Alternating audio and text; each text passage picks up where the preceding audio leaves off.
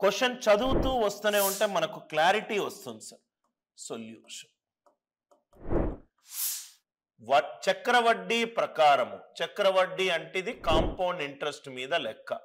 ఒక నిర్దిష్ట మొత్తము 4 సంవత్సరాలకు, 4 సంవత్సరాలంటే ఇది P, ఇది A1, ఇది A2, ఇది A3 అండ్ ఇది A4. ఎన్ని సంవత్సరాల గ్యాప్ ఉంది? 4 సంవత్సరాల గ్యాప్ ఉంది. 1 సంవత్సరం, 2 సంవత్సరాలు, 3 సంవత్సరాలు, 4 సంవత్సరాల గ్యాప్ ఉంటే, టైం పీరియడ్ సేమ్ ఉంటే దాని మల్టిప్లికేషన్ ఫ్యాక్టర్ కూడా సేమ్ ఉంటుంది. దాని మల్టిప్లికేషన్ ఫ్యాక్టర్ అయినా స్కేలింగ్ ఫ్యాక్టర్ అయినా రెండు సినోనియమ్స్. అంటే ఇది ఇంటూ ఇది ఇంటూ ఇది ఇంటూ ఇది ఇంటూ, అంటే ఇక్కడ P వేస్తే into P into P into P into P ఎంత వచ్చింది? P పవర్ 4 వచ్చింది. అంటే నాకు పవర్ 4 రావాలి. ఇక్కడ చూద్దాం సార్. 512 డివైడెడ్ బై 162, ఇదేమో 256, ఇదేమో 281 సార్. 256 ని 4 పవర్ 4 గా రాసుకోవచ్చు, 81 ని 3 పవర్ 4 గా రాసుకోవచ్చు. అంటే దీని వాల్యూ ఎంత సార్? 4/3 power 4, 4/3 power 4. అంటే ఇది ఇంటూ 4/3 అయింది అనుకోండి, ఇది కూడా ఇంటూ 4/3, ఇది కూడా ఇంటూ 4/3, ఇది కూడా ఇంటూ 4/3. 4 టైం పీరియడ్లు సేమ్ ఉన్నాయి, అంటే 4 స్కేలింగ్ ఫ్యాక్టర్లు సేమ్ ఉన్నాయి. స్కేలింగ్ ఫ్యాక్టర్ వాల్యూ ఎంత? 1 plus R percentage. It is 4/3, R percentage is 1/3. 1/3 answer ఎంత? 33.33%. 33.33. క్వశ్చన్ చూడంగానే కొన్ని ఇంపార్టెంట్ కంక్లూజన్లు. 1/3 33.33. డినామినేటర్ అనేది పవర్ ఆఫ్ 2 కాదు, పవర్ ఆఫ్ 5 కాదు, పవర్ ఆఫ్ 2 and 5 కాదు. కాబట్టి ఈ క్వశ్చన్ కి మనము ఏ కాన్సెప్ట్ యూజ్ చేయలేము? డిజిటల్ సమ్ యూజ్ చేయలేము.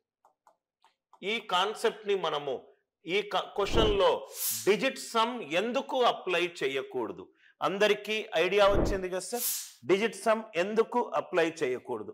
చూస్తూనే ఉంటే మనకు తెలిసిపోతుంది సార్ ఏది యూజ్ చేయాలి, ఏది యూజ్ చేయకూడదు. సపోజ్ గా మీరు ఆన్సర్ ఆప్షన్ నుంచి వెళ్ళారు సార్, మరి డిజిటల్ సమ్ యూజ్ చేయకుండా ఆన్సర్ ఆప్షన్ నుంచి వెళ్తే ఎలా సాల్వ్ చేయాలి? ఆన్సర్ ఆప్షన్ నుంచి సాల్వ్ చేయాలి అని అంటే ఫస్ట్ ఆప్షన్ ఏంటి సార్? 33.33.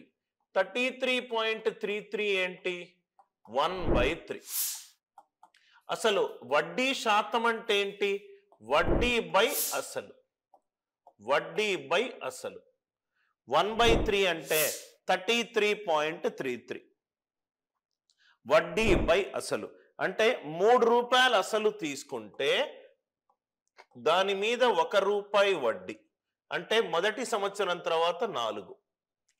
అట్లా ఎన్నేళ్ళు? 4 ఏళ్ళు.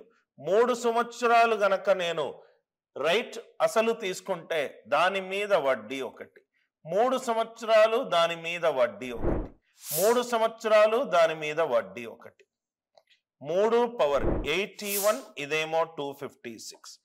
2 తోటి లబ్ధం చేస్తే ఇది 162, ఇది 512.